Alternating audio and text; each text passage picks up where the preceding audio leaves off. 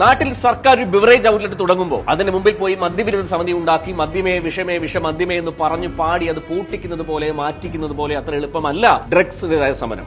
അതിന് അസാമാന്യ നെഞ്ചുറപ്പ് വേണം, കരളുറപ്പ് വേണം, ധൈര്യം വേണം. The war against drugs. ഈ ഭരിക്കുന്നവരും ഇതിന്റെ സംവിധാനത്തിൽ ഇരിക്കുന്നവരും ഈ ഡ്രഗ്സ് മാഫിയയുടെ ഒരു പങ്കും പറ്റുന്നില്ലെന്ന് ഉറപ്പിക്കുകയും വേണം. അതത്ര എളുപ്പമാണ്. നമ്മൾ ശ്രദ്ധിച്ചിട്ടില്ലേ, ഒരു 30 വയസ്സുകാരിലോ 40 വയസ്സുകാരിലേക്കോ അല്ല ഈ ഡ്രഗ്സ് മാഫിയ കണ്ണോടിക്കുന്നത്, 18 വയസ്സുകാരിലേക്കാണ്, ഇന്ത്യൻ യൂത്തിലേക്കാണ്. അതിന്റെ കാരണം അവരുടെ ലക്ഷ്യം ആ വ്യക്തിയല്ല, കുടുംബമല്ല, മറിച്ച് ഈ രാജ്യമാണ്. ഒരു 10-15 വർഷം കഴിയുമ്പോൾ ഈ നാളെ ആര് ഭരിച്ചാലും ഇന്ത്യൻ യൂത്ത് ലോകത്തിന്റെ നെറുകയിൽ എത്തുമെന്ന് അവർക്കറിയാം. എന്റെ കുഞ്ഞു മക്കളോട് പറയാനുള്ളത്, നിങ്ങളുടെ സിരകളിലേക്ക് നിങ്ങൾ കുത്തിക്കയറ്റുമ്പോൾ നിങ്ങളെയല്ല, നിങ്ങളുടെ കുടുംബത്തെയല്ല, നിങ്ങളുടെ സ്വപ്നത്തെ മാത്രമല്ല, ഈ രാജ്യത്തിന്റെ സ്വപ്നത്തെയാണ് നശിപ്പിക്കുന്നത്. അത് BJP-കാരനായാലും കോൺഗ്രസ്സുകാരനായാലും ആം ആദ്മിക്കാരനായാലും CPM കാരനാണെങ്കിലും ഇന്ത്യക്ക് പുറത്ത് നമ്മൾ എന്നും ഇന്ത്യൻസ് ആണ്. നമ്മുടെ മധുര മനോഹര രാജ്യമാണ്. അതുകൊണ്ടാണ് പറഞ്ഞത്